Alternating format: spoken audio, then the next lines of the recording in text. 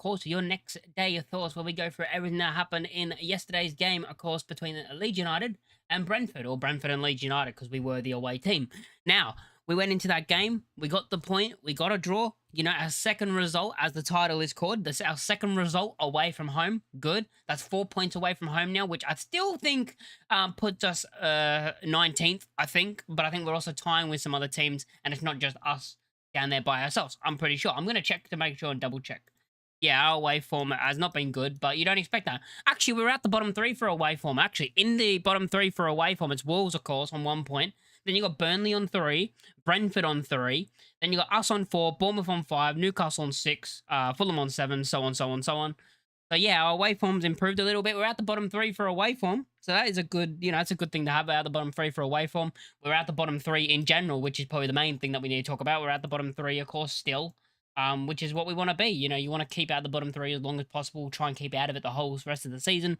At the moment, we are 17th, of course, on 16 points. West Ham are in the relegation zone on 13 points. So 3 points behind us. West Ham do have Man City next, while we have Crystal Palace. 2 difficult games in their own rights. I mean, the things I've been seeing, and I've been seeing on Twitter and stuff, of people saying stuff like, we should be beating Palace. Palace is a must-win game. It's wild that people actually say stuff like Palace is a must-win game. I've seen people say, oh, because of our fixtures after that, it's a must-win. That confused the hell out of me. Because, okay, look at our fixtures. So we got Palace, right? We got Palace, who are currently in the table. Where are they? They're 5th in the table. Chelsea, Villa, City, and Arsenal are the only 4 teams ahead of them. And what I've seen from people saying is, we have to beat them because of our fixtures after. So after Palace, we've got Sunderland, who have a lot of players out because of AFCON and stuff. And they are below Palace. So that's an easier game. Liverpool are below Palace. Easier game. Man United below Palace. Easier game. Newcastle below Palace. Easier game. Fulham below. Easier. Everton. The next game we have against a team that's above Palace is Arsenal on the 1st of Feb. I don't understand how you can say it's a must-win. Like, it's wild. I think people are just panicking. I understand, but next week, West Ham are going to lose. They're not going to beat Man City. They're not going to get a point against Man City. I could see us getting a point against Palace because of our home form and how good it's been at home. There's a possibility. But we need to stop with this whole, oh, it's a must-win this and a must-win that after every single game. It's like, we're going to lose. We're going to go on losing runs this season. We're going to go on losing runs of losing 3-4 games in a row, because that's what happens when you're a relegation team in a relegation battle. That is just what happens. And there's going to be, a lot more twists and turns to come this season. We could drag like a Brentford into it, or a Fulham back into it. We could drag teams back into it. I don't think Fulham, but I'm just giving examples. Or they could fly away, and all of a sudden it's between us and West Ham. It is that thing of, like, there's still going to be a bunch of twists and turns to come, and there's still going to be a bunch of changes that's going to happen to the league table. We might go back in the bottom 3 at some point. Like, that's a possibility. It is a possibility that we drop back into the bottom 3 at some point this season, which I'm fine with, because that's what I expected going into this season. I expected to be in a relegation battle. Right now, it looks like, well, Wolves are done. We all know Wolves are completely done.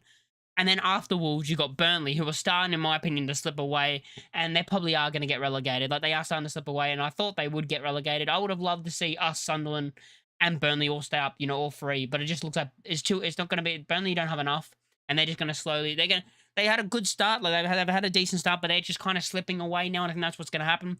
And at the moment, it looks like Leeds, West Ham are the only 2, but then Brentford go on a little bit bad run of form, and we could drag them into it, as I said, and we could drag a couple of teams into it. I think Fulham are going to be fine. I mean, Wilson's on absolute fire for Fulham. Wilson's on absolute fire, and I think they're going to be fine. But we could drag like a Bournemouth. Forest aren't out of it either. Like, Forest, like, people are talking about Bournemouth. Bournemouth's form has hit a they're 15th. I didn't even realize they're 15th. They're on 20 points. We're only 4 points behind Bournemouth, which is wild. Like, it's wild that we're actually only 4 points behind Bournemouth. I didn't even realize that. You got Forest still in there. They're only 2 points above us. They got Fulham next week. Fulham have been playing very well, so if Fulham beat them, we have a chance to close the gap on them again, even just with a point, and then we're 1 point behind them. Like, there's still going to be a lot of twists and turns. It's about dragging as many teams as possible as we can into it, or trying to climb away with them and just basically saying, like, oh, there's no relegation battle. It's the bottom 3's done. Try and get that gap on the bottom 3 on West Ham, basically, is what I'm saying. But yeah, let's get into it and start where we always start. We just had a little tangent talking about a few things and getting into it. So yeah, I just thought I'd talk about, because I've seen some stuff on Twitter about Palace is a must win. Like, yeah, I just had to get into that for a little bit. But yeah, Clark was speaking after the game, of course, against Brentford, the 1-1 draw. He went on to say, "I am still in, I am still in between, because I thought we should have won the game. I think so too. I think Brentford. I almost forgot their name. I thought Brentford was shit. I thought they had a very bad game. For how good their home form has been this season, because their home form has been brilliant this season. They were very shit in this game. And realistically, we should have capitalized on that and won the game. It was a tight game, yes. Crucial stats: goals, XG, shots on target, big chances. We were dominating. After a late equalizer, I wanted to go for it. You could, people will talk about, oh no, he didn't because he brought on James Justin. He brought on James Justin because Goodmanson could barely walk anymore. Of course, he'd bring on a fullback. He could barely walk anymore. He brought on Jack Harrison because you never know. Maybe he'll score. Like, I know people don't like Jack Harrison, but I don't think he's a bad player. Like, honestly, I don't. I still think he's a decent footballer. At Leeds, at Leeds United for those 3 seasons, he was their only player that was consistent for those 3 seasons. And I'm not gonna really blame him for anything when he had 5 minutes to do something. He probably came on a bit too late if you wanted to bring someone on. If you wanted to bring him on. Great game yesterday. Thanks, mate. Yeah, it was a very boring game. It was, as my title, my review was, it was a very boring game of football. The last game. The Brentford game was boring as hell. It was awful. But yeah, basically Daniel Fark saying we dominated all the key stats and we should have won. As I say, I think we should have won. Like, we should have took our opportunities when we had them. The first half, the Okafor chance, he's done well, but should he maybe shoot a bit earlier? Has he gone too wide before shooting? Should he have tried to cut back? There was the DCL thing where he put a ball across the box for Okafor, but Okafor's not a striker. That's the thing we don't get because we miss Mecha because Mecha, as I said during my watch, Mecha would have made that run into the box where Okafor was waiting for the pass back. We had some chances in this game. You had the second half where Aronson and Okafor both hit the ball and it was a decent shot and it was a good save by Kelleher. You had, of course, the goal we did score. And yeah, I thought we looked better with the subs. And again, Daniel Fark needs credit for making those subs. People say he was reactionary with the subs. He wasn't, because he wanted to make the subs 2 minutes before. Because the commentator said, "Oh, Aronson's getting ready to come on right now." He wanted to make the Ononto and Aronson sub 2 minutes before the goal happened, but you can't make the subs when the ball doesn't go out of play. So he's not reactionary just because they scored. He was going to make the subs anyway, but if the ball doesn't go out of play, he can't make the sub. So I don't know how that's his fault. I think, the goal as well, defensively, I think it's very poor. I think Biol should do better. I think he's kind of just passed it to Henderson, to be honest. He just tapped it to him. Like, the first bit's bad, he's tapped it to him, and then he does it again. The second one you go, it's instinct for a defender to stick their leg out. So I'm not gonna go at him for that because it's instinct to stick your leg out and try and block the shot. But it's the way he tried the clearance attempt. He just basically passed to Henderson for a tap in. So that was a bit frustrating. But yeah, we did do well in all the stats. We should have won.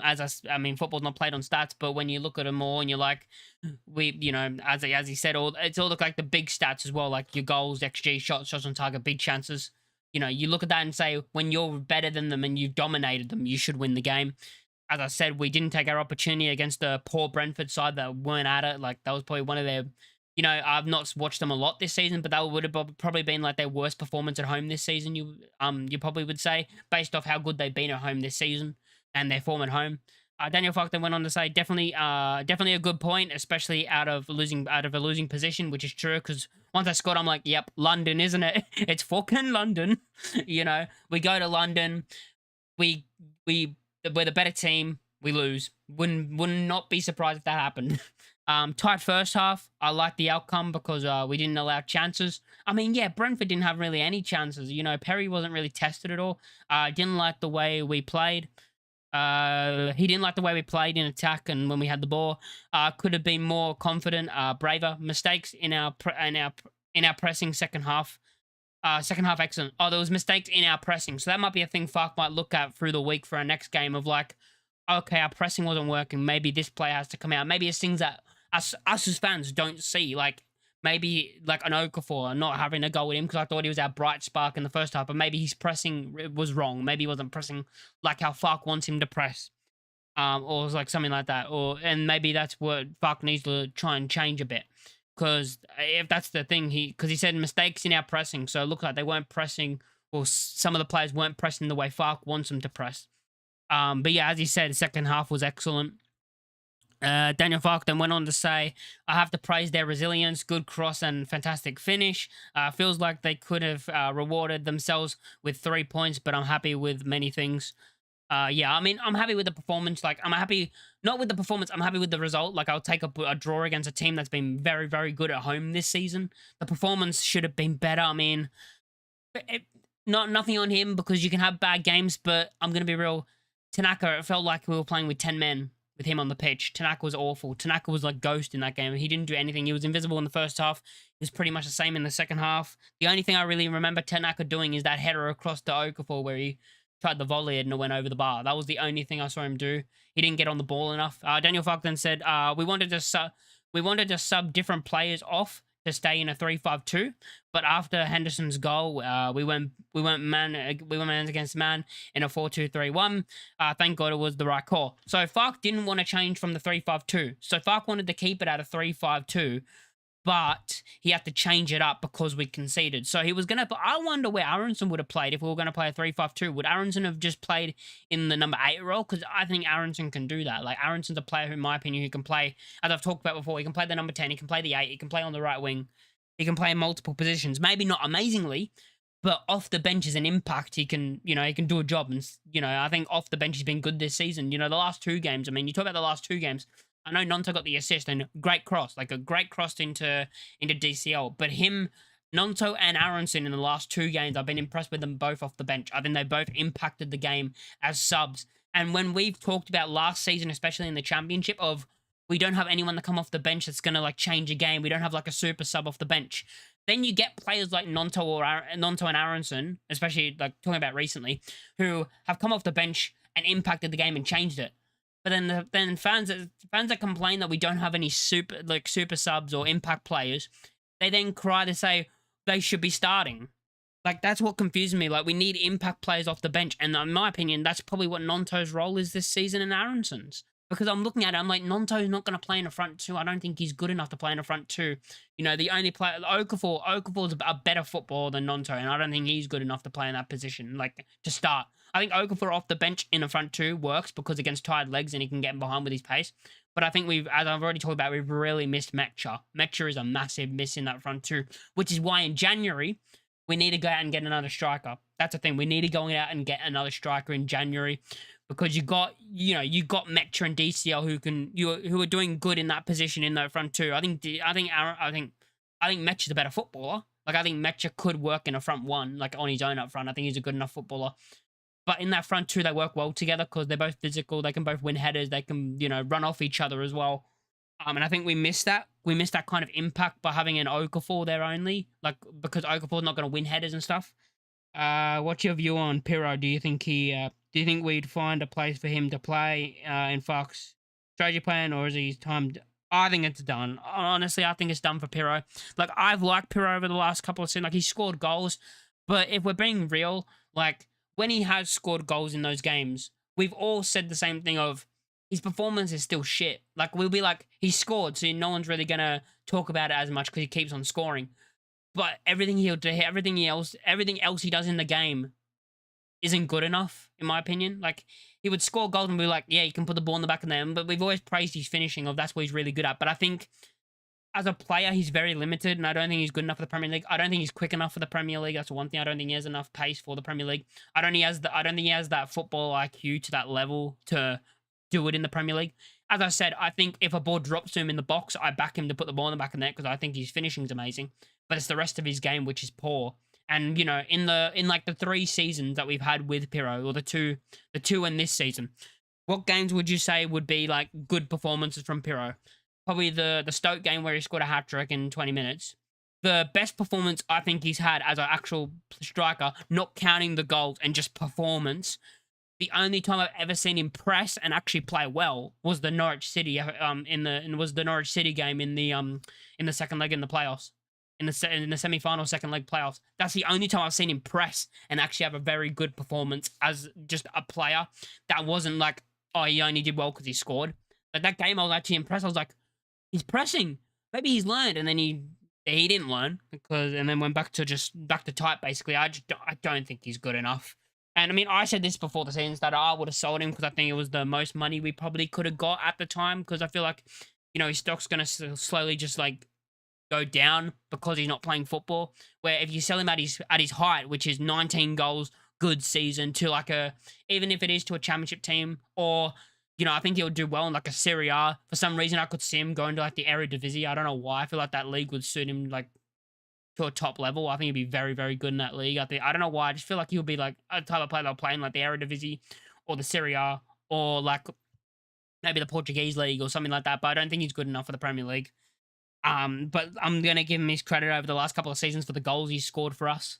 But yeah, I think his time at Ellen Road's done, and I think we should get money for him so we can actually get another striker. If we don't even sign, I mean, I'm sick of us being this club like that's kind of like, oh, let's be nice to other clubs. Get Joffy back. I'm sorry, I hate this fact of it seems our club we always want to be nice to other clubs and stuff instead of being like, Joffy's playing well, we'll take him back. Because if we were in the championship and we signed a player on loan from the Premier League and they were smashing it like Joffy is, right? I know he's injured right now, but they were smashing it like he is right now. You don't think they would come in and take him back in January? Like, you don't think they would come back and take him back in January and just, take him back and we'll be like, oh, great, now we're down another striker, we have to go buy one. The other teams would do that to us. Why don't we do it? Like, the way he's also a young lad, like, Joffy for me, he's still a young player. He's had the potential. I've always seen the potential, from the Premier League days when he came off the bench against Norwich, the goal, or the game he came on against Wolves and won the penalty, the Brighton game where he flicks it over Dunk and crosses it into Strauch. He has the talent to be a top player. And the ability to be a Premier League player, in my opinion. Just get him back. If you don't want to spend money on a striker and you want to spend in other positions, get Joffy back, have him as an option. Because with DCL and Metch's injury history, he's going to be used even if he's not a starter off the bench. We've seen it in the Premier League that he can be an impact. We've seen it in the Premier League that Joffy Gelhardt is an impact in the Premier League. Like, I would bring him back. I'll just get him back at Leeds. Just get him back in January. That's a good point. Assessment. My thoughts are pretty much that. Yeah, it is harsh. Like, I do like Pirro, but yeah, it's one of those things about you probably have to move on. He's done well for us. Got us promoted. I mean, that was probably his top level. Also, Fark was unhappy with the refereeing consistency, which I think we all are, by the way. I think we all are not happy with the consistency of the refereeing in that game. Cannot understand why a penalty was given without moments. And then why it took so long to rule it out via offside. That was of course the Brentford goal. Then complains about Dango's own block on Rodon's late on in the Brentford box, which wasn't penalised. I mean, I'm more mad about the whole DCL one not getting a penalty. If the penalty was going to go to Brentford if they weren't offside, how has DCL not got a penalty? Because it was, for me, the DCL one was worse. The one on DCL was way worse. But like they're both soft and they both should never be penalties, right? They should never be penalties. But if you're gonna give one if it wasn't offside, then how are you not giving the other? That's the inconsistency. There was also a stats that came out. So touches in opposition box, you had Okafor at top on 10, DCL on 7, Stack on 5, Bogle on 4. The highest Brentford player was Henderson with 2. That just proves how dominant we actually were as well. That Okafor had 10, Calvert-Lewin had 7, Stack had 5, Bogle had 4, and Henderson had 2, the highest Brentford player, which, for me, you look at that and say, yeah, they didn't really do much. But that's the frustrating thing. They don't do much, but then they get that one chance and they'll put in the back of their net. Because it seems like, I was saying it during the watch-along when it was 0-0. I wasn't confident because I'm like, we always seem to stuff up at one moment. There's always one moment where the players just switch off. Something switches off. And then we concede. And then that's what happened. We switch off and then we concede. I'm actually trying to find some stats about the game. But yeah, it just seems we always have that moment of like we switch off and yeah. So LUFC data have put out a couple of things we'll go through. DCL have become only the 3rd English Leeds player to score in 4 consecutive Premier League matches after Rod Wallace in 1993 and Michael Bridges in 99-2000. scoring against Man City, Chelsea, Liverpool, and Brentford. I mean, not a bad bunch of teams to score against. Just scoring against Man City, Chelsea, Liverpool. You're scoring against Man City, who, in my opinion, I think are going to win the Premier League this season. Chelsea, the world champions. Liverpool, the Premier League champions, and then Brentford, who have one of the best home records this season. So not bad, not bad. I hope he can continue it. Leeds United have ended a 9-match losing streak in the Premier League for matches played in London. Yes!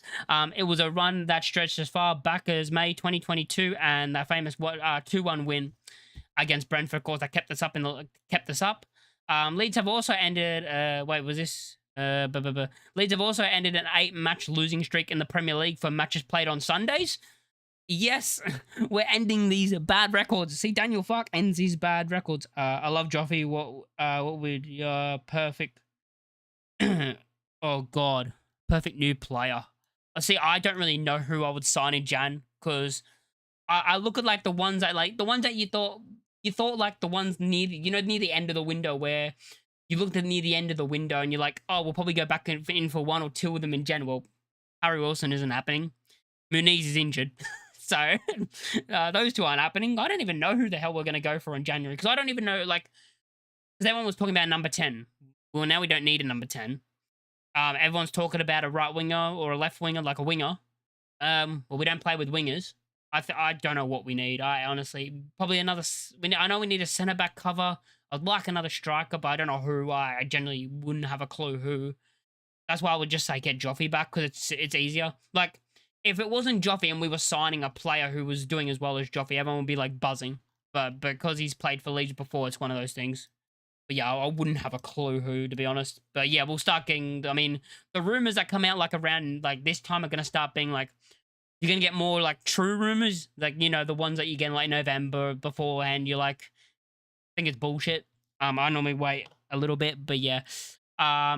Willie Nonto, here's another stat. 5 of Willie Nonto's 15 assists for Leeds United have been made after coming on as a substitute. 3 out of 5 of them have been in the Premier League. So maybe he should be used as a super sub and not be starting. But see, I'd be fine with that, because every player doesn't need to start games. You know, you can have super subs, which is something, I mean, I already talked about it, but it's something we need. We need players who can come off the bench and do something. Otherwise, you know, I don't know where Nonto, as I already talked about, I don't know where Nonto would start, because we're going to play 3-5-2. I don't want him next to DCL. I don't think he's good enough to play that position. But off the bench, I think he works, because we change formation a lot of the time off the bench, where he goes onto the wing. Where if he plays in 3-5-2, he's not going to be able to get those crosses in that he's good at. And he's not good enough to play wing back. He's not good enough to play wing back. I don't think he's defensively good enough to play wing back. I would not trust him. The only, like, Aronson, I would trust to play wing back. Dan James, I'd trust to play wing back. Not Nonto. Leeds United are now 3 games unbeaten in the Premier League for the first time since August 2022. Of course, beating Chelsea, drawing with Liverpool, drawing with Brentford. This is Dominic Calvert-Lewin's most prolific run of Premier League form since 2020, so a long time, when he scored in 5 consecutive matches between September and October. So hopefully that can continue for DCL, because even though I've gotten his back a lot and I don't think he's an amazing player, like as a player, I don't think he's amazing, but I think for the system that we play in the 3-5-2 and being that man up front who's going to win headers, and aerially, he's an absolute demon. He's an absolute demon aerially. He's brilliant in the air. But the ball at his feet, I mean, in the first half, there was a moment where he got the ball at his feet and he miscontrolled and, like, kicked it out, basically. And I was like, oh, my God. That's why, like, the good thing that DCL does is in the air, flick-ons, trying to get it over trying to flick it onto Okafor or to someone there, which is why this system works for DCL very well, because he has players around him in a 3-5-2. You know, he has someone next to him, and, you know, it's working for him. That's Leeds United first 0.1 in London, playing in a blue shirt since March 2017 in a 1-1 draw versus Fulham, and first in the Premier League since May 2003 with a 3-2 win against Arsenal. Is that all the stats we got? Daniel Fark is on a currently hot streak for making successful game-changing decisions, which I've already talked about. Aronson and Nonto have been brilliant off the bench in the last 2 games. Brentford, here we go. Brentford versus Leeds second half stats. The goals were, of course, 1-1. The XG, Brentford had a 0.39 XG while we had a 0.97. The shots were, Brentford only had 4 shots in the second half, while we had 14. Tackles we won that 9-4. Successful passes, we won that 145 to 124. Successful take-ons was 5-1 for us. Duels won, we won 37, they won 24. Ground duels won, we won 18, they won 8. Aerial duels won, we won 19, they won 16. But a lot of their aerial duel wins would have came from like us trying to hit it long and them just winning it at like winning the headers defensively, or like the long throws that we try and they win it. Ball recoveries was 22 to 21 to us. Final third passes were 45 to 12 to us, and opposition box touches were 21 to 8 to us. So yeah, that were the stats in the second half.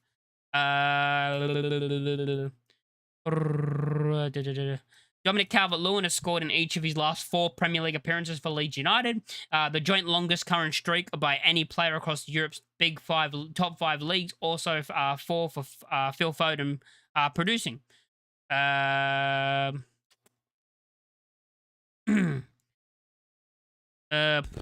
DCL's current rate of 0.53 goals per 90 is the best in any professional season during his career. So he's been more prolific than he has been in any of his seasons in his career. Best goals per game ratio for Leeds United in the Premier League. Yeboah is up top with 0.51. Then you got Hasselbank with a 0.49. Then you got Robbie Fowler with 0.47. Cantona for 0.46. Mark Viduka 0.45. And then you got DCL on a 0.36. So that's what 1, 2, 3, 4, 5. That he's 6th on that list, which isn't a bad list to be a part of, especially as the striker. Leeds United have ended an eye match. I've already read that out, haven't I? Yeah, I already. Oh my god, I already read that out. But yeah, they're all the stats, and we'll get into some of the performances because I thought the game was a good game. It was a 1-1 draw. I just think we should have seen more. I just thought Tanaka just invisible for most of the game. I feel like we would have been better, to be honest, probably even better with Gruev. People wouldn't say that normally, but yeah, Tanaka probably had one of his worst game in a Leeds shirt. Like, if I'm actually being honest, probably was his worst game in a Leeds shirt. I thought he was absolutely poor. I mean, you look at the subs and Aronson and Tanaka, yeah, both of them only played 17 minutes. We'll go for Aronson first. Accurate passes, he had 6 out of 9, which is 67%. Passes in opposition half, he had 2 out of 4, 50%. Passes in own half, 4 out of 5, 80%. He had 1 shot with an he had 1 shot, 14 touches, 1 unsuccessful touch, lost the ball 5 times, clearances 1, recoveries 3. He had Nonto on, of course, Nonto got an assist for that beautiful cross. He had 11 touches, 2 unsuccessful touches, possession lost 5 times as well. A big chance created was 1, key passes 2, crosses 1 was accurate, which was the assist. 4 out of 7 accurate passes with 57%. Passes in opposition half, 3 out of 5, 60%. Passes in own half, 50% with 1 out of 2. And yeah, it was just one of those performances where off the bench, I thought Aronson and Nonto just changed it. Because I look at Aronson and Nonto and I've already spoke about Aronson, how he's a chaos merchant. He's good off the bench for when you need it. If you need a goal and you need to go for it, he's the perfect player to bring off the bench because he's going to absolutely press the life out of defenders, press the life out of the goalkeeper, and he'll just run. Like, he's one of those players that I like off the bench. Like, his quality isn't amazing, and I know that, but I do like him as a player. I think he's actually not as bad as I think people say. Like, I think on the ball, technically, he's actually not as bad as people think. Like, people say he is. I think he's actually better than what people say he is. I think he gets I think people are really harsh on him. But, he's been good in the last 2 games, as I've said, and, impacted both games against Liverpool and now against Brentford. I know he didn't get a goal involvement, but his impact being on the pitch, pressing, being, getting on the ball, starting attacks, linking up play. He's not the best at it, but hey, this performance was way better than what Tanaka was. Maybe if you started him instead of Tanaka, we win the game. You never know. But yeah, it's one of those things. I like the performance from the subs. Of course, James Justin and Harrison came on late on, really didn't get a chance to do anything. I'm fine with Harrison coming on. I think Harrison will score some goals this season. I mean, I just hope. I just wanted to have that moment. I thought it might have been the moment when he came on. I'm like, he's going to do what he did last time against Brentford. He's going to hit it from out. He's going to hit one outside the box in the back of the net and win it. But no, I was happy with the subs performances. I was happy with the subs Fark made. Not really anyone else you really could bring on anyway. Like Stan Barham, you're not really going to bring on. Bornell, you could bring on. Gruev, Pirro. Actually, Pirro was going to come on. If you watch the DCL goal and they showed the replay, Pirro was actually ready to come on. Pirro was getting ready to come on. But then when we scored, Fark didn't bring him on, which I think was the right idea because I think he was going to bring on Pirro. I think he was going to bring on Pirro for Okafor because we needed a goal. And Pirro's finishing, as I said, is brilliant. Like, his finishing is brilliant. So he was going to be like, I'll bring on Pirro because if the ball drops him, it's most likely going to hit the back of the net. But once we scored, I think it was better to keep Pirro off, which that's what Fark did because Okafor is better at, running around and pressing and stuff. So I think that's why he actually kept Okafor on instead of bringing him off. Do you think we changed our system because we knew we were getting DCL if it was a massive gamble? But one that I mean, yeah, I was happy with the sign. Like, thing is, when we signed DCL, I was actually pissed.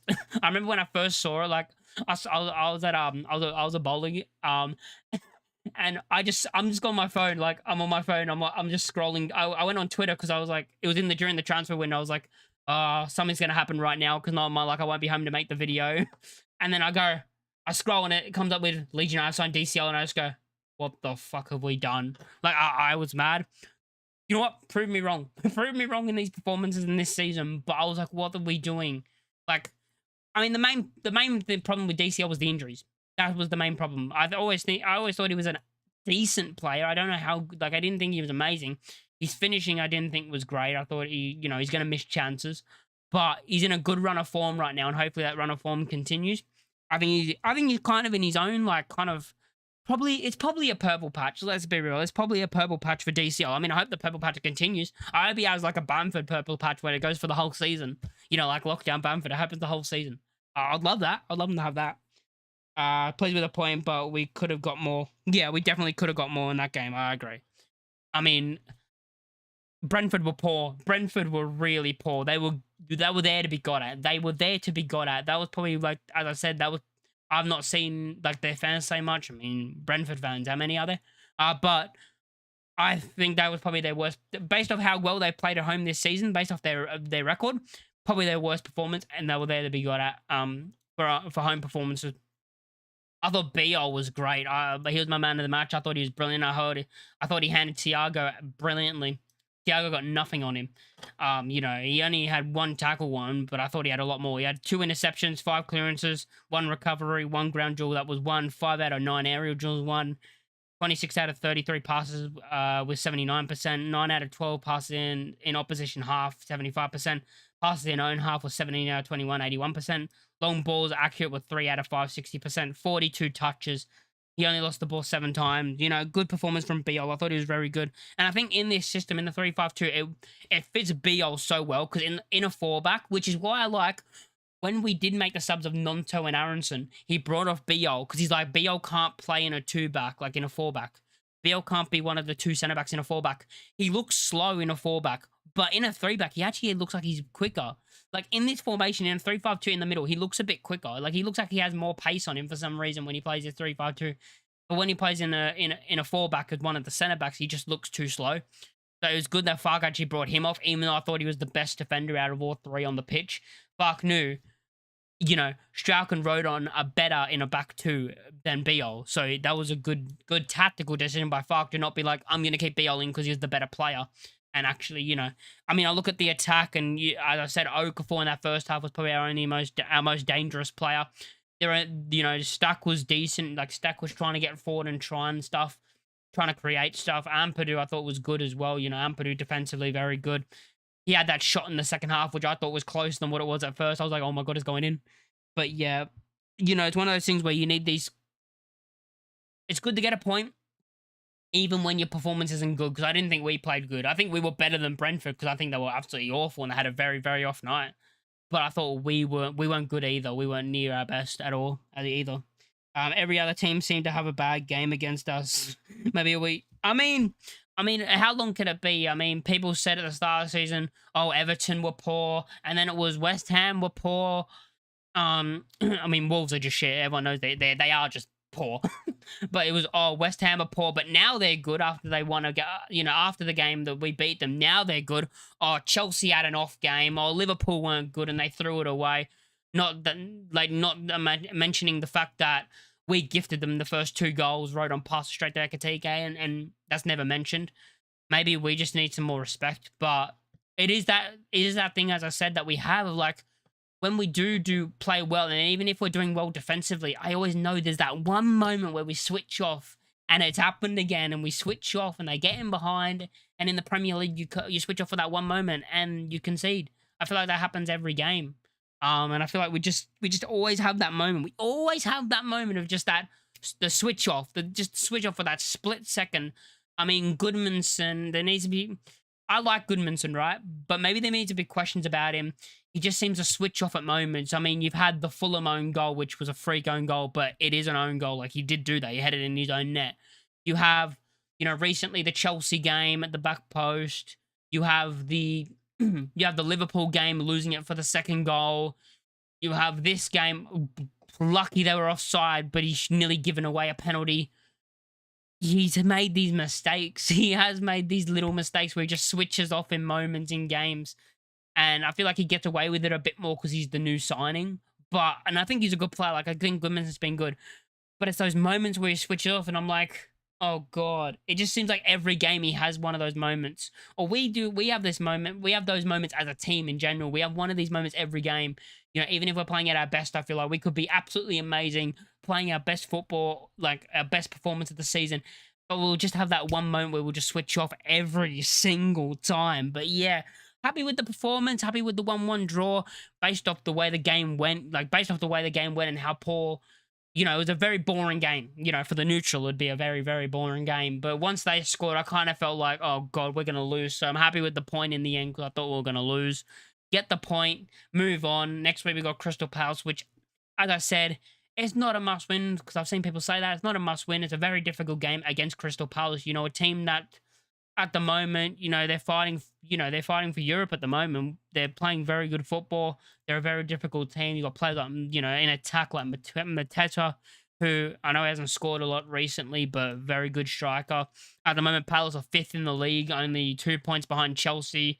And it's one of those things, they're trying to fight for a spot in Europe again. They got a Conference League game midweek before they play us. That might help, but they're going to rest their entire team anyway. Because the competition in the Conference League is pretty easy for them. So it's not like they're versing actually difficult. They're not versing like a difficult team or anything. So they're probably just gonna rest all their players anyway. But yeah, people saying our last 3 matches, our opponents were poor. I'm bringing anything against our style and the play that makes them look. I mean, yeah, I think we made Chelsea look poor because I think we were very good. Liverpool, we were poor at moments. Like, we gifted them the first 2 goals. We were poor then, and then we come back, and then I think we were very good in attack. The subs, as I said, Aronson, Nonto, Tanaka changed the game when they came on, and yeah, with them, then the what was the other game? The Man City game, change of formation, come back. Then the Brentford game, you could say we were just. Both teams were absolutely poor, but those games before that, and then you look back at the West Ham game and the Everton game at the start of the season, and I feel like every win we get, the opposition was poor. There's always an excuse from the opposition. Like, it's always the opposition was poor. We don't really get the credit that I think we deserve. And some of our players, I think, deserve, like Ampadu, I think deserves more credit. I don't think he'll get that much credit in the media and stuff that he should. Players like, Bogle's taken to the Premier League so great. Bogle's been great this season. He's taken to the Premier League so easily. For a player, when we signed him, we were getting laughed at, and Sheffield United fans saying he wasn't good enough for the Championship. Well, he's good enough for the Premier League. He's absolutely smashing it.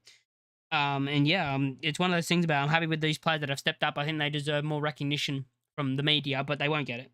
By the way, could you say to my mate, Dale and Steve, in Sydney. Where are we? My phone just... Hang on a minute. My phone just... I just lost the chat. Oh my God. I just lost the chat completely.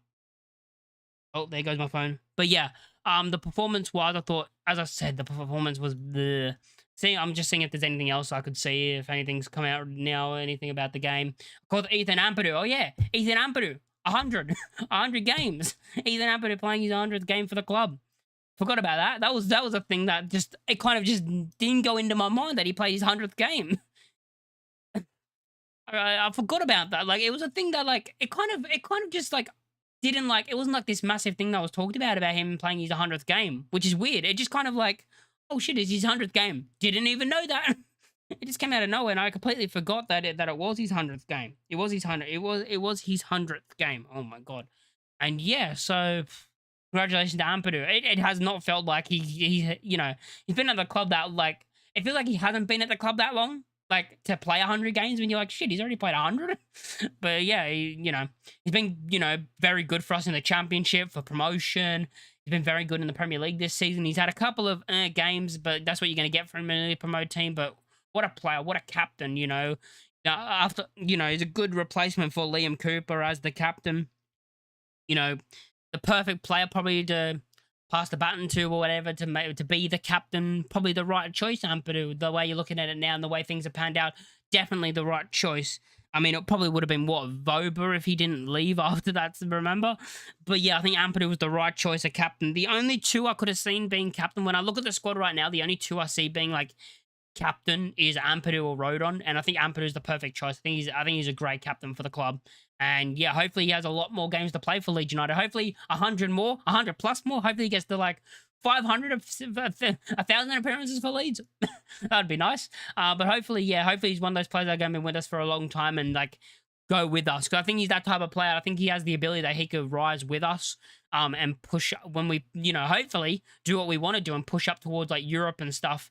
Hopefully, I think Ampadu could still be, Ampadu could still be here because I think he's good enough. I think he's that good of a player. Some other, like, I look at Bogle, I think he could be there. There's a lot of players that I think are going to be like, because I look at you look at the team right now, and you look at like what Harrison's used for in this game. Let's just say he came on in the 90th minute, right? That Harrison in like 3 years' time, 4 years, 3 years' time, I'd say, if we're in the good position and we're doing the right things, that should be Okafor. And like people will be like, "What? Okafor is this amazing talent." And I'm not saying that as like he won't play, but I mean he's that bench player, because we keep improving our squad, and he'll become that bench player to that level, So our team will get increasingly better, and he'll be like a bench option. It's one of those things that I hope we just keep improving because this season is about survival. The next season is probably about survival again, I would say, because they do say survive 3 seasons and you should be able to have enough in that squad to build to stay in the league and then push, they say stay in the league for 3 seasons and then try and push into like upper mid-table. And then after that, push into Europe. And you could do it early. You could go on a run and do it early. We could go into Europe next season. You never know what can happen, next season in the Premier League. If we stay up, you could do it earlier. But they say stay up for 3 seasons, build the squad for those 3 seasons, and then you should improve into like a mid-table team-ish. And then like keep improving. But it's one of those things about, I think we do have to be a bit patient. Fark, hopefully Fark's here. Hopefully Fark is still here as we rise up the Premier League. I do like Daniel Fark and what he's done for Leeds United, and I hope he can be that kind of player, or that manager player. I hope he's still here, like with us as we rise. I do think we'll probably, like, I don't know if he's good enough to get us into Europe, but I mean, you never know. You never know, and I hope he is. But it is one of those things about you hope the club Daniel Fark with the club, we just rise up, and we just improve our squad year in, year out, and then you never know. Champions League football might be here in 5 years, but I went on a bit of a different tangent. But yeah, thank you guys for watching the stream. It's been good. We've been live for normally we only go live for about 30 minutes. We've been live for a bit longer. And yeah, hopefully we can go into the next game with a lot of confidence as we verse Crystal Palace. So yeah, I'll probably be making my Premier League predictions video, which will be tomorrow. And then maybe I'll make another video through the week if anything comes up or anything to talk about comes up. But yeah, thank you guys for watching. Make sure you like, subscribe on your way out. Leave a comment down below. Just leave a comment down below what you thought of the game or anything that we actually said in the stream. If you're watching it later, thanks for watching, and I'll catch you all in the next one. Peace.